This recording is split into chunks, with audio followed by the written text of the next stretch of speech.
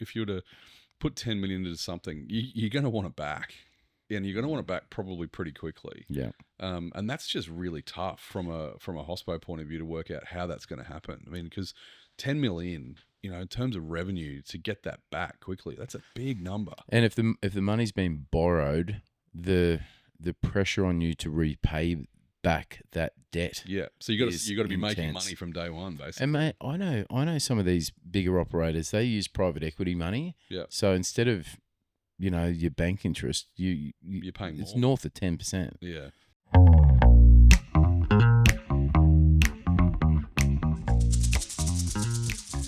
Hello, TK. Pete. How are you? Outstanding. How I are feel you a bit going? weird being on this side. Do you? Well, normally What side of the bed do you sleep on? the left. Oh, like if you're lying Looking in at bed, looking at it, the right. Yeah, right. I'm the left hand Are side. you left? Have you ever changed? No. No, I can't either. I had this conversation last week. I was away. We were talking about getting, you know, you're on a bus. Oh, yeah. Like, you're in a minibus somewhere and everyone piles in, and the first day you pile in, that's your seat. Yeah, it's funny, isn't it? It's just locked in. Yeah. And if someone changes it, it's Yeah, you're like, what the fuck? the fabric of time and space folds in on itself. It's like you cannot change. It's like, bus what are you seat. doing? I've honestly said to someone, no, you need to move. It was a few years ago now, but I'm like, they can't happen. It'll fuck with It's you just, the whole it's day. just like, oh, I feel off. It's just like, can't do that. Even if it's, you've got like two bus seats next to each other, and the person that you're sitting next to sits in the seat that you sat in the first time. It's like, no, move. We're doing that. What about can you drive backwards, like with your back to the Oh, like in a train or a bus or something. stretch limo? Oh, Yeah, those old stretch limos. I don't do that very much. So. You need a better job. Mate. Speak to the powers above. Different pay grade at Sippy Downs, mate. So, as you're sitting in my shed in fucking Palmwood. yeah, yes, quite a shit though. Anyway, yeah, the bus, sitting on the bus, yeah, it does. It is weird. That happened in your little junket down in the last winery. It was work. Of course it was. Very good work. How was it?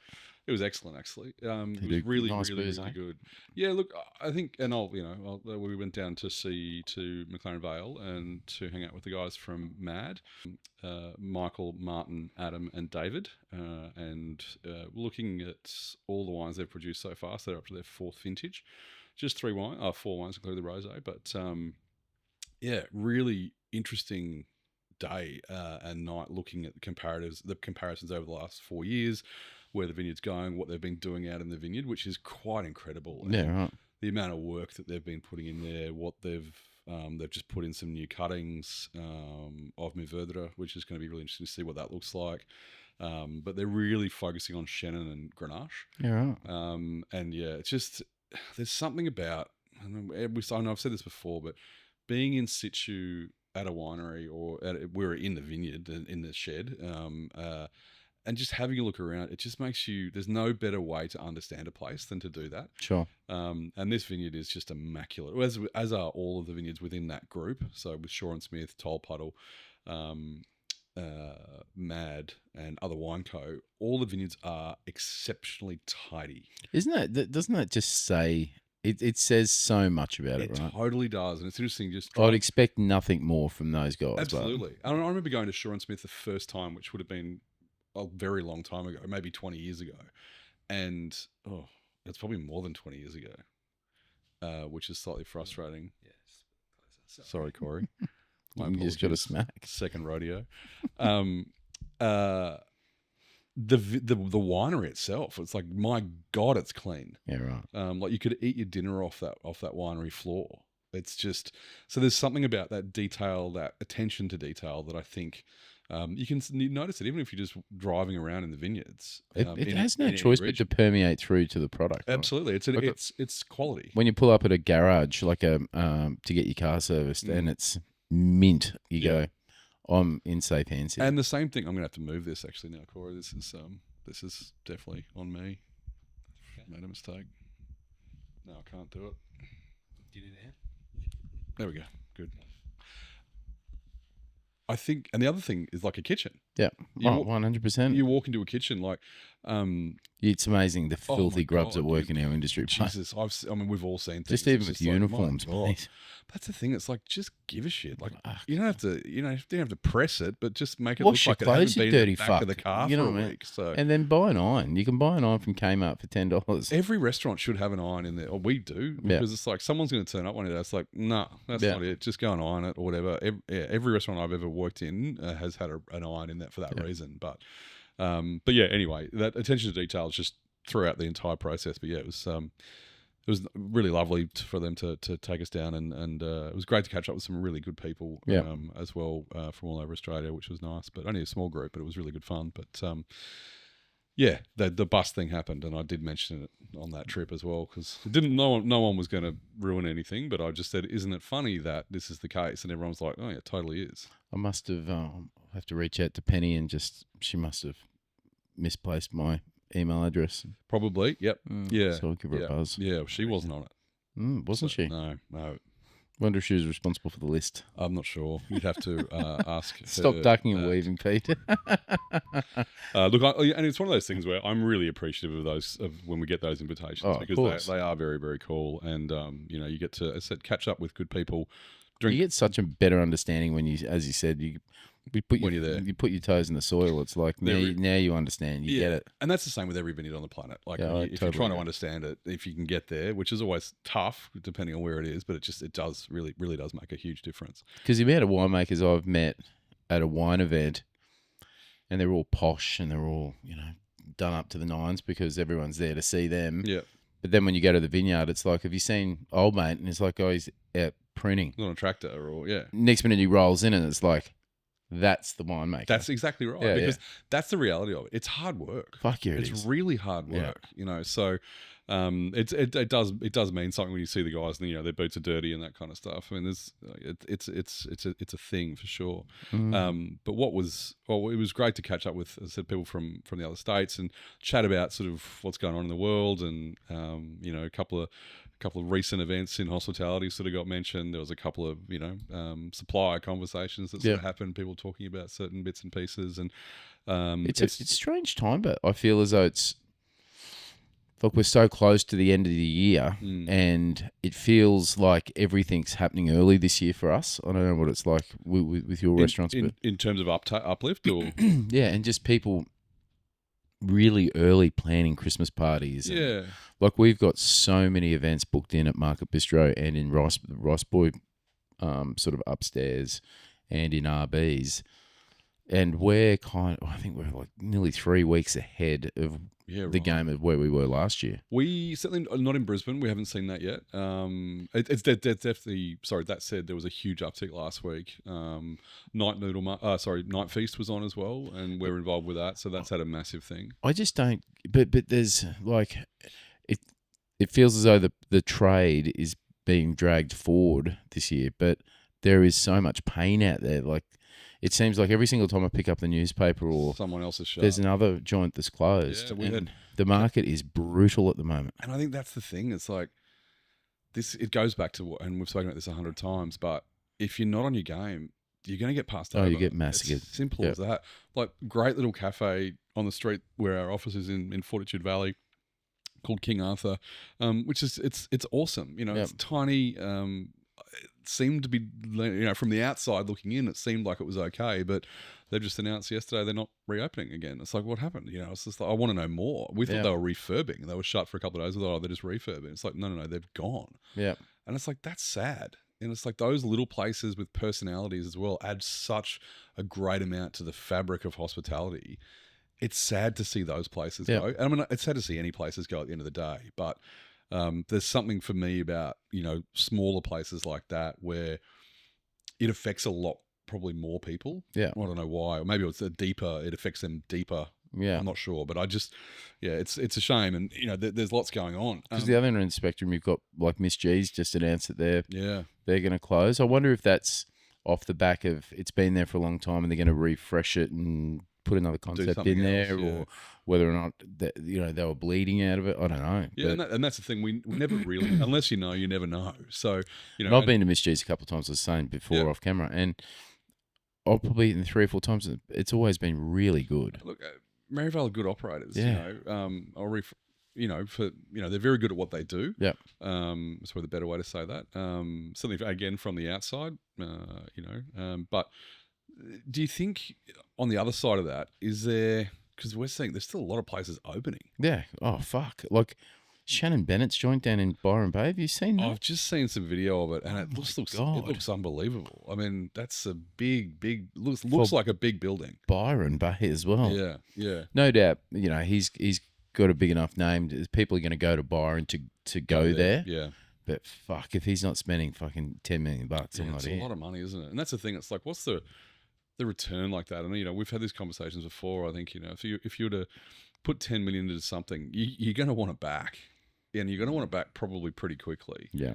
And that's just really tough from a hospo point of view to work out how that's going to happen. I mean, because 10 million, in terms of revenue, to get that back quickly, that's a big number. And if the money's been borrowed, the pressure on you to repay back that debt. Yeah. So you got to be making money from day one, basically. And mate, I know some of these bigger operators, they use private equity money. Yeah. So instead of your bank interest, you're paying more. It's north of 10%. Yeah. So if you look at that on those big numbers, that's so much pressure from the get-go. 100%. And I was saying, I was with some suppliers last night.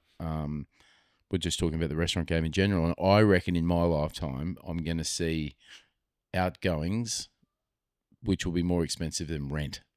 Really? Which, if you had said that to me 10 years ago, I would have thought it's ridiculous. Just for the kids playing at home, what's in outgoings? What's included? Because you've got your rent component. Yep. So you sign a lease, you've got rent, and you've got outgoings on top of that. Yeah. So what does outgoings include? And I guess if you don't have a standalone, we even know we like piggyback standalone. So we still categorize outgoings as outgoings, but things like electricity, gas, rubbish, so waste removal. Yeah. So this is more so if you're in like a building that has multiple sites within it or something like that. Those numbers are going to be different. Exactly. Trade waste. Yeah.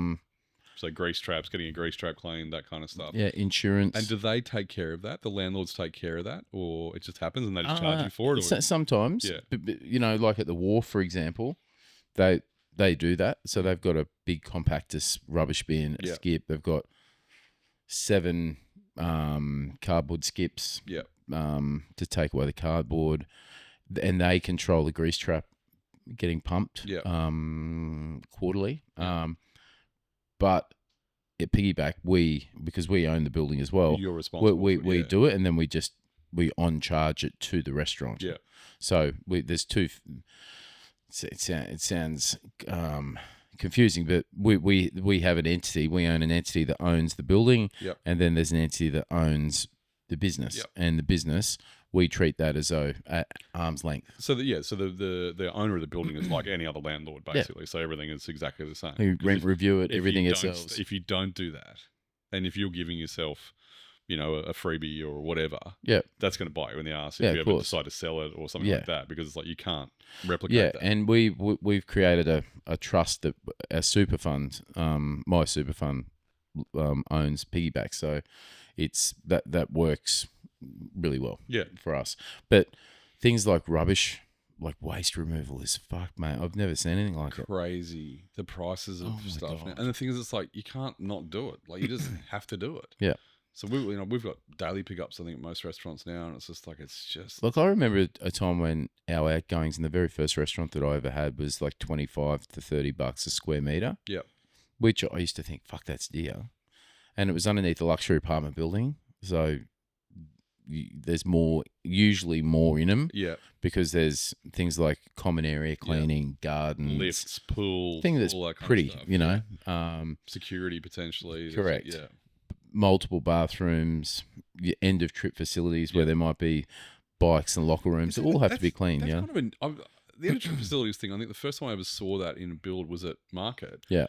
But now it's kind of like it's a mandatory issue, right? thing. Like you've got to have them. I didn't know that. But it's like wastewater as well. I think you need runoff to collect fucking rainwater Yeah, for okay. different uses. And There's just certain things you got to do. So. yeah, well, I know that we've said it multiple times, but it'd be good to get a property developer on here to talk about stuff like that because they have got a lot of frustrations at the moment with council and Right. the different, the way that they're impeding them to Actually develop and push on. Yeah, okay. Because everything's so cost prohibitive that nobody can get anything to stack up. And there's so much bureaucracy. There's like that department doesn't want to talk to that department, but you got to have that department sign off before you talk to that one. And people don't realise in that game, time is so expensive. Yeah. So if the difference between if it takes 12 months to get the deal done, or it takes 18 months to get the deal done, it's a game breaker because with the profit, right? Yeah, so, correct. So it's interesting that outgoings thing is crazy, and I think that.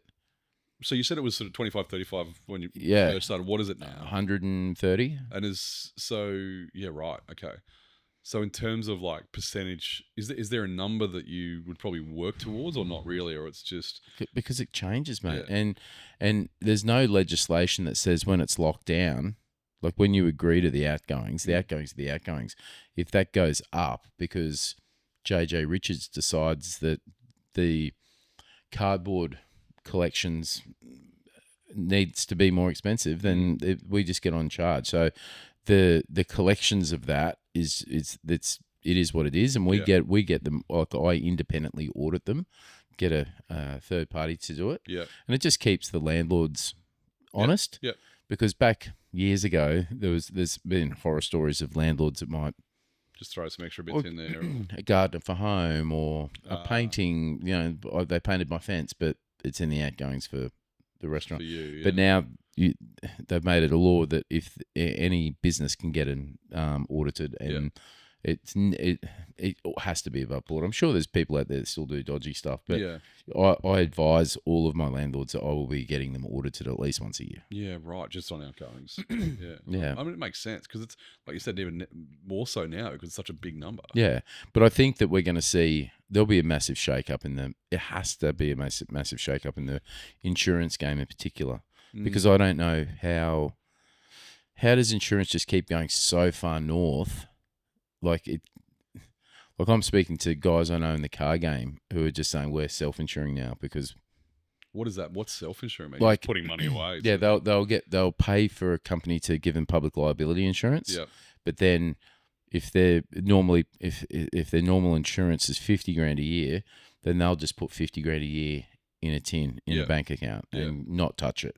And maybe just compound the interest on that and just leave it there, but then they keep putting money in there. Yeah. So they might say, we're going to keep putting the equivalent of that monthly into this account until we get, call it $100,000, and then they'll leave it and they won't pay any more. But, But the thing is then like a hailstorm comes through. And what do you do? Like, fuck. I mean, it's just, and I think this is one of the issues. And I don't know this, but from an insurance point of view, they're paying out so much because we've had so many things go wrong. Yeah. Like with cyclones, and fucking flooding and everything else that we've had.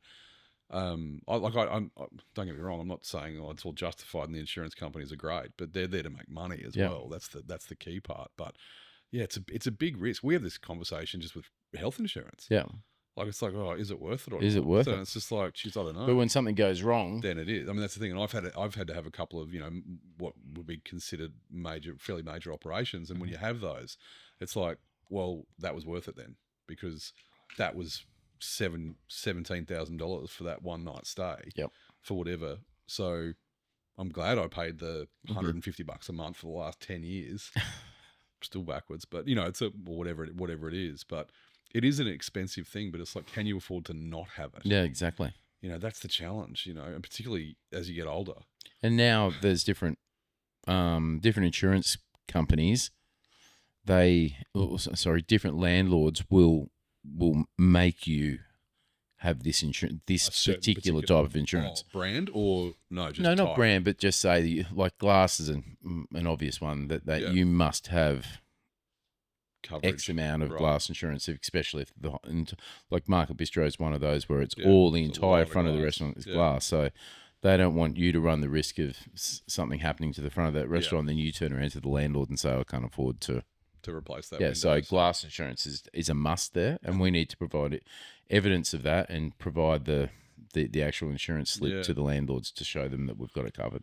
What are the other like in terms of, I think the insurance question is an interesting one. So, because there's so many different things you can get, right? There's, from a business insurance point of view, obviously there's, things like loss of trade and that kind of stuff. Do you have Keyman? Yeah, but that's different. Yeah. That's a real specialty thing. Yeah, so that's an insurance basically in a partnership or in an agreement where you've got multiple partners or a unit trust, whatever it might be. It's basically to cover if someone. Yeah, so I've got Keyman insurance. So if I die, none of my partners, with all the respect in the world, but none of them want to be in business with Melissa, just like Melissa doesn't want to be in business with any of them. Yeah.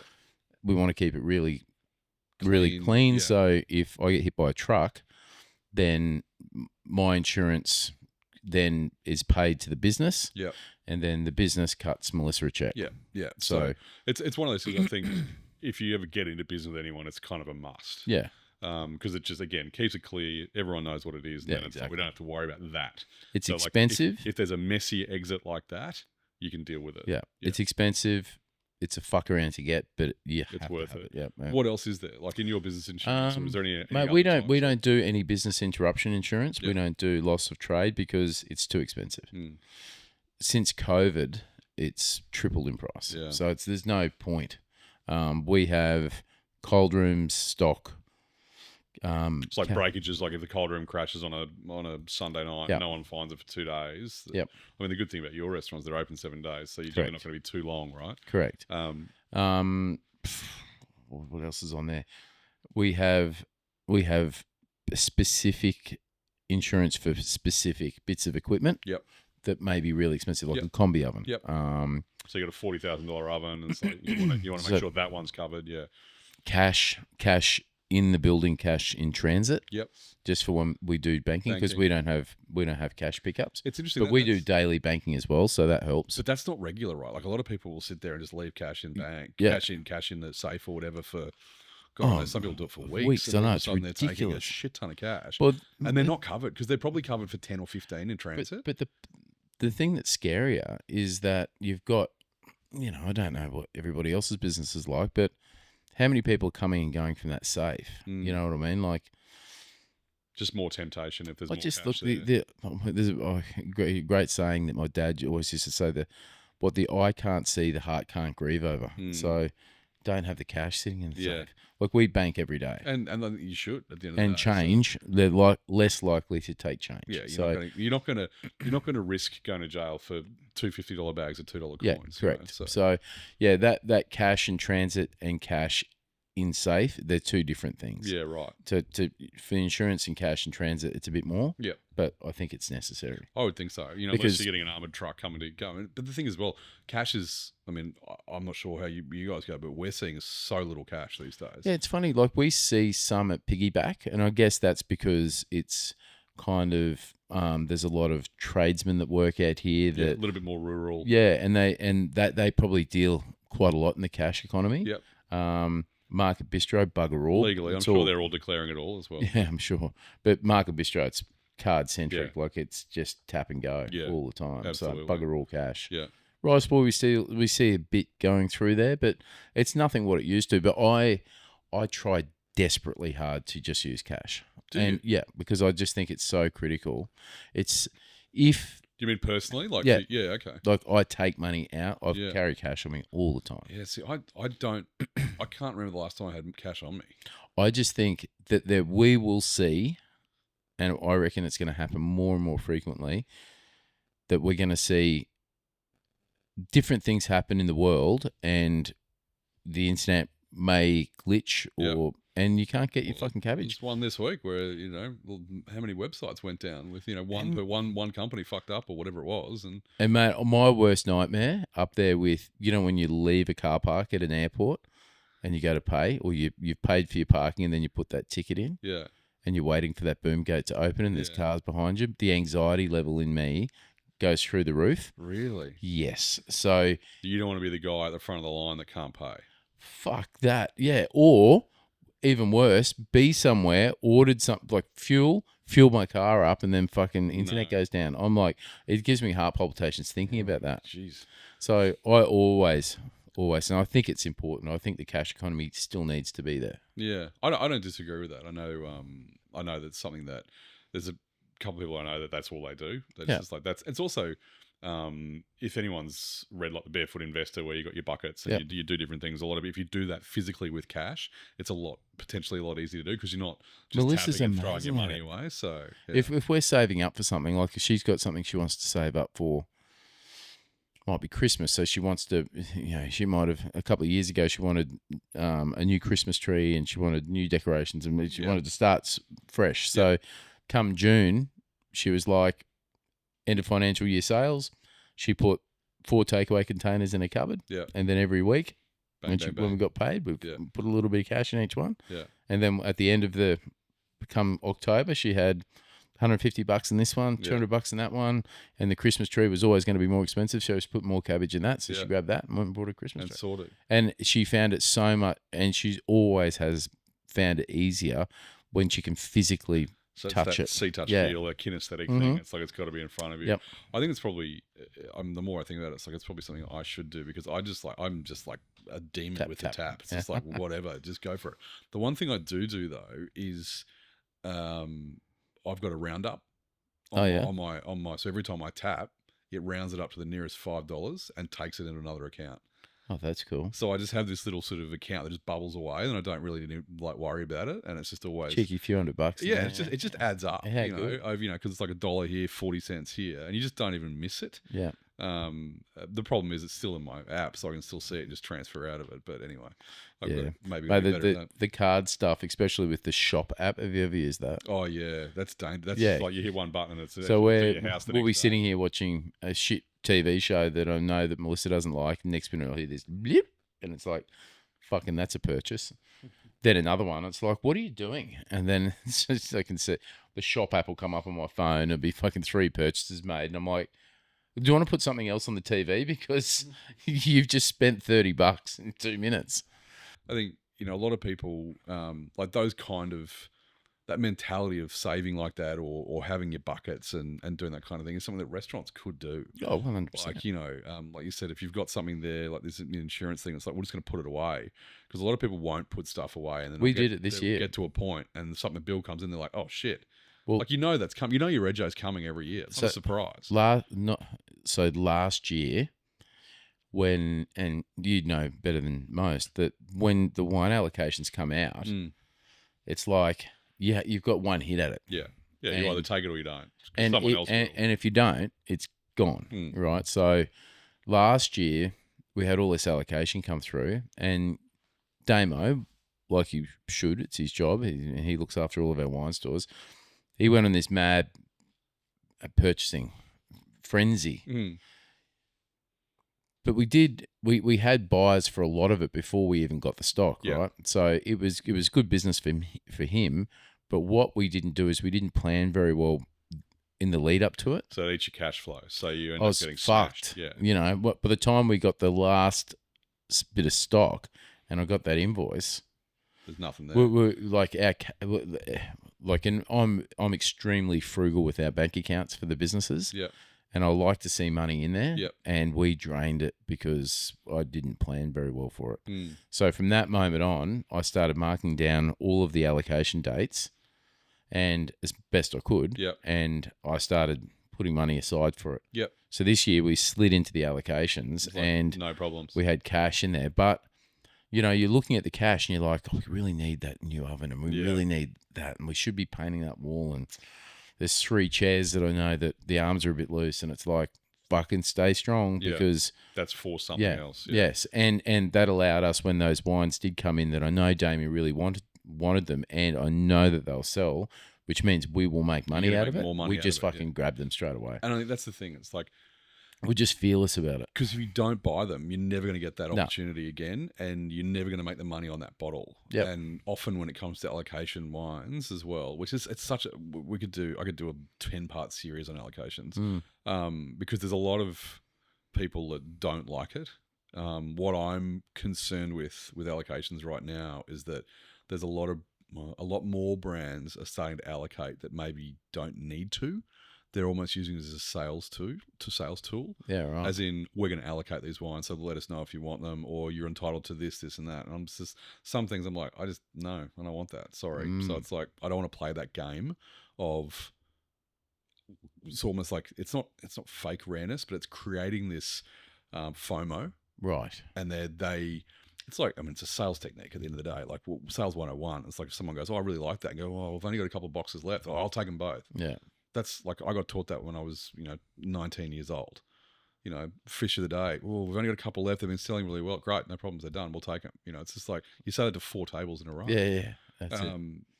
As long as they can't hear each other. But I think because you could say this exactly the same thing in a different way and say, we've got 2 specials left. Yeah. They haven't sold very well. It's been on for 3 days. Yeah.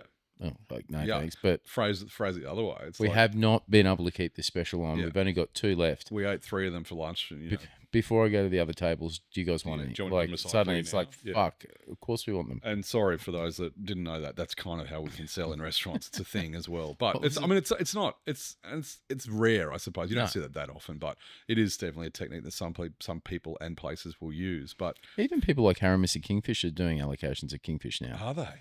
Just because every fucking restaurant's got Kingfish sashimi on. Yeah, every time. Crudo of Kingfish. It's like every chef starts their new menu with, I know, I've got to have a raw section. Did we talk about this last week? I think it was hey, Sydney chefs, you can cook kingfish. So it's not just Sydney chefs; it's all chefs at the end of the day. But it is interesting that people are starting to use that a lot more. Particularly, there's a couple of brands recently where I've got allocations. I'm like, why is this allocated? Like, I know how much of that there is. Yeah, right. There's plenty of it. We're not going to run out. Veuve Clicquot, for example. I mean, probably not. I mean, but I mean, that said, I mean, champagne 4 years ago, 5 years ago. So remember hard. that? Jesus Yes. Christ. Like they nearly did run out. They didn't. No one actually ran out. But again, are they creating that themselves? Fuck, if they did, it worked. Well, I mean, the thing is as well, like the sales were through the roof. Like 2020 champagne sales were ridiculous. Thanks, COVID. Yeah. You fucking arsehole. But it's like, again, are they creating demand? Yeah. By going, oh, we've hardly got any left. And everyone's like, well, we'll buy it all. And it's just like, God. I think the only thing that we ran out at market that got close was Bilcar, maybe. I think Bilcar NV was the only thing. But even then, I think we sort of managed to, because they pulled it all out of retail and we still had it for the shop. And we're selling so much of that because people weren't going overseas, right? So they were spending their money in the restaurants, which was fantastic. But then what that created was a false economy because people look at the numbers the next year and it's like, oh, why isn't this there again? Or 2 years later. The way it righted itself, but I thought it was going to be way more drastic. It definitely wasn't. It was I suppose it's almost like that thing with the ship. It just sort of rolls one way, rolls the other way, and then comes back. Yeah, exactly. And it's just like it might be higher or lower than last time, but it's not much. No, that's right. And how are you guys going at the moment for Christmas parties? You got Christmas party bookings flowing in? Yeah, absolutely. It's a tough time, isn't it? Like you take them, but you don't. And it's like you don't necessarily want them. Is that what you're saying? 50% of the people expect. You know what I find the drama is when you have a Christmas party, and there's the business that's celebrating Christmas, and they bring partners. Oh yeah, because the partners, that makes 50% of the people at the dinner probably don't want to be there. Not interested. Yeah. So what do? Get on the gas. Yeah. Fucking, you're the prick that's been mean to my daughter or my fucking wife or my husband. And you see it every single year. It's interesting. I had this conversation recently with someone. It's like, who's coming? Like, oh, it's us and our partners. And like, do the partners want to be there? Like, do they know each other? Yeah. Are they into it as much as you are? And because that's often the thing as well, when you get, and I've seen this 100 times, where an organizer of an event who's into it, they love food and booze, and they're like, we're going to make the best Christmas party ever. And then you've got 10 other people like, we don't give a shit. We're happy to have a sausage, And it's just like this. Just get it over and done with. Organise this amazing event. We've put on this great food and great wine and everything else. And the people are just sitting there going, we don't need this. We just can't. We just do barefoot bowls again next year. And you can see the owner of the business who's booked the Christmas party. Who's paying $300 a head. Yeah. He's sitting there and no one says thanks to him. So he's got the fucking screaming shits. It's the same every year. Anyone watching in TKRG, make sure you say thanks for your Christmas party next year, just in case. They're usually pretty good, actually, to be honest with you. And then there's the drunk talk as well, which is always entertaining. Yeah. Oh, I love you. Thank you so much. We're organising like our office Christmas party at the moment, and it's funny because last year was weird where it was really busy. It was late in the year. Like I think it was like one of the Fridays in December where you kind of don't really want to be out as well because all of our restaurants are heaving at this point in time, and we're like out having a lunch. So getting loaded. yeah. So no. I mean, I drove last year, so this year with like a lot of different changes. Everyone's getting excited about it. There's conversations yesterday about what everyone's going to wear, and it's like, oh, you do dress up as well. Well, no, absolutely not. But that's what I asked the question. I was like, "What are we wearing? Like, is it like formal? Is it? No, not at all." But then one of the guys, like, he started searching these like polo shirts that got like an entire reindeer face on them. They're so bad that it's like, I kind of feel like that would be fun. But we went to a Heppy, who's been on the show from Your Mates. He does a massive charity event every year. Your mate's brewing for those that are playing home. He's not actually. I mean, he is a mate, but no, not my mate. But. And he's got this Meats for Mates charity. It's his charity. And he raises a bunch of money every year. So it's a fantastic cause. But he was there last week, and I can't remember where I was going with this. What were we talking about? Shirts. Shirts. And it's one of the things is it has to be a fun shirt. Oh, okay. And I'm like, did you just meet me? I wore a white shirt, and he goes, fuck, TK, that's like, I'm shocked. And then one of the girls at the table was talking about her she wore a sardine shirt. Oh, gosh. And it even had sardine written on the bottom of the shirt. Oh. And then one of the guys... I feel like I've seen that shirt. One of the guys took a fucking photo of it using AI, and it shows where to buy it from, and it was from Temu. Oh, perfect. And she was there telling everybody how it's this fucking really flash brand. Are you kidding? Well, someone on TV probably ripped it off, though, as well. That's the thing. Probably, yeah, but fucking hell, it was funny. But everyone's walking around with the Temu shirt with the sardines on there. But that's the thing. So I think you can have a bit of fun with that as well. But yeah, we are seeing those certainly this week in particular, like starting to happen. And I think it's also where people are pushing earlier and earlier because they can't get in later and later. Also, with this year where Christmas is falling, that's having an impact. I think a lot of people will take that from the Friday before off. Yep. Because if you take those 3 days, I think if you take 7 days, 5 or 6 days, maybe you take 6 days leave, you get like 2 full weeks off. Yeah, sure. So I think that a lot of people do that. So that's going to push it a little bit earlier as well. Yep. Unfortunately, we've got people reaching out now. It's that time of the year as well where people start reaching out going, hey, can you get me a booking? And yeah, of course. Yeah. Like, I have so many friends at Christmas time. It's not exactly. Funny. Yeah. And, I'd unfortunately, one of our suppliers recently, and Chris, I love you, but dude, it's just too late. 20 people at Rickshaws in December and you're calling me in the middle of November. It's like that ship has sailed, my friend. But and the other thing is you want to look after people as well, particularly when they're your mates. And I had another mate yesterday ring or messaged me last night. It's like, oh, can we get in the South Side on Saturday night? I was like, I think so. And so I sort of jumped on, like, yeah, no problems, we can do that. So I think it's also part of what we have to do as well. Of course. But there is definitely an uplift. There's no doubt about that. It just feels really early this year for me. I think the other thing is for us, like, because we're so heavily affected by weather with the Gold Coast venues in particular, that a couple of last weekend was wet down the coast. Weekend before, storms have been mental. Why is it always on the fucking weekend? Friday, Saturday, Sunday. It's like it's so crazy. That ripped 50 grand out of our pocket last weekend. God, yeah, Norte got smashed last week. And I get that all the weather channels have got an obligation to keep everybody informed, but Jesus fucking Christ, they love a drama. Panic, I know. It's just like, what was that? Well, that cyclone the week before. Supercell. Just like nothing happened. Well, it's like I get it. And I'm not having Cyclone Alfred obviously was a thing. We got hammered. We all know that. But like the Sunshine Coast was like the epicenter apparently, and there was like this was the wind. Yeah. And it rained a little bit. Yeah, and the weather people were out in it trying to make it sound. Yeah, they would have had to have had sound machines and wind machines. Oh, mind you, though, did anyone hear that lightning crack on Saturday? Mate, it blew my internet out here. I was without the internet for 2 days. Outside, that was frightening, absolutely frightening. But I think it is one of those things where this time of the year, you've got to be ready for storms at the end of the day. That's just the way that it is in this part of the world. But it just seems so consistent at the moment that it's happening on a weekend, and it's like someone's got something against it. And the amount of outside seating I have, it's so bad. Particularly with the new players. Players got like 150 seats outside. I'm ringing Isaac up, going, "Lay the umbrellas down, mate. There's a storm rolling in." It's like, fuck. You need one of the horns like a golf. You just got to get everyone in. So, but it's funny that people, and I'm one of them, mate. I just don't want to go anywhere when it's stormy. No, I'd rather just stay at home. Yeah, and that's the other thing that people don't. the knock-on effect. It's not just people who don't want to go out that day. It's people who have planned for 3 weeks or Yep. 4 weeks or 6 months to go somewhere, and then it pisses down rain. They're like, I don't want to go now. Yeah, And it's exactly. like, well, that's just ruined someone's birthday or whatever it may be. I mean, the good thing is there's still enough people that will push on, which Yeah. is great. We love you, those people. Thank you. Please come in, because I think it's important as well, is that because that can have a huge effect on a restaurant. If Yep. they lose half their trade on a Saturday night, Yeah. that's done. You're done for the week. Yeah. You know. And how do you go about the function bookings? Is each restaurant got a function pack, and does each venue have a function manager, or did you have that centralized? We've got sort of basically someone on the Gold Coast. Oh, it's the easiest way to say this.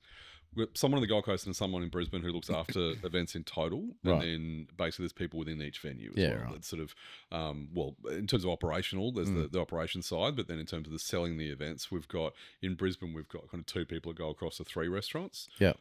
Because it's busy. Like Yeah, those, it is. like those between. And they also do res as well, so it's res and events. Yeah. So they're just on email, on the phone all day. Because night. The one bit of advice that I give a lot of people, and that is your window to capture a booking is so slim. Yep. If you get a function inquiry, there's a fair chance you're one of 3 or 4 that they've more, gone out. yeah. So getting quick, Yep. get like if you're listening to this now and you're not organised, Yeah. just get a couple of function packs together. Yep. And there's no problem with running a function pack straight off your main menu. Yep. Get it there, get it put into a little folder with some photos, Yep. just so when you get that inquiry, you can just go bang, Bang, there it attach, and fire it Love- off. It doesn't need to. You don't need to spend thousands of dollars getting it together, but don't be fucking tardy getting back to people, or else you'll lose them. 100%. The other thing is we've got everything on our websites. So Perfect, it's like if same. you want your function packs, just there it is. Yep, Boom. and Why or would- you why would we direct them hide that straight from there. someone? You're gonna get rid of some tire kickers that way Yep. as well. But the other thing is that what you want to do and what we certainly aim to do is get someone into a venue. Because if you get them in, then you can sell it. Yeah. And I don't mean sell it, but it's just like this is the No. space. Yeah, because It's so much different to someone walking in, feeling what it feels like, seeing what it looks like, as opposed to there's some pictures on the Yeah. internet. Because often I was looking at a place yesterday online. I was like, that it doesn't look that great, and then you see it in person, you're like, holy shit. And it's like just the photos haven't been done well or whatever it was, but it's like something was like a little bit off with something. Yeah. And I was like, but now you look at it, and today I've seen it in situ, and I'm like, oh, Yeah. I love that. That looks great. yeah, I So, agree. huge thing. So, but I think the function packs, that's a really good recommendation as well. Yep. Do we need to tie it back into outgoings, Corey, or have we just wandered all over the shop like we normally do? We might need to bring it back into outgoings, but we might need to Wrap. wrap it. Okay, we can do both of those things. Yeah. So, TK, with when it comes to, I suppose, let's go back to the start of outgoings, negotiating a lease. Yep. What's the key? Are you trying to keep the number as low as possible, or are you trying to make it as accurate as possible? I think, first of all, if you can, which is my advice, my suggestion is you're probably going to get flat battered a bit, but try and get your outgoings capped. So, if you get your copy of your lease and they're saying your outgoings will be $90 a square meter, just say to them, $90 a square meter capped at 110. So just to qualify, clarify this, I should say, $90 a square meter. I've got a 100 square meter restaurant. Yep. So I'm paying $9,000 per year plus Per GST year.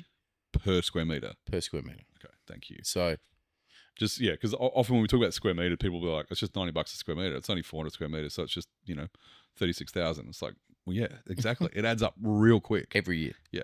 And it goes up. CPI. It can go up. CPI. It Sure. can go up. These are all things that you can confirm in the lease. Though, Yeah, right? correct. So- Like I have signed a lease once before, and I got my outgoings capped, and it was like I felt like I won the lottery. you won, Yeah. But it's a rarity. But and get your outgoings audited. Yeah, I think that's a great piece of advice. I don't Just think keeps everybody honest. I That's think, all. I think it, and again, it's just like if you from the outset, it's like just we're going to do this. Yep. It's no, you haven't hurt me, I haven't hurt you. We're just going to do this because it's a process that we want to do every year. And if you got a professional landlord, it's not that it's not. It wouldn't be the first time they've heard that. No, I wouldn't It would think be normal.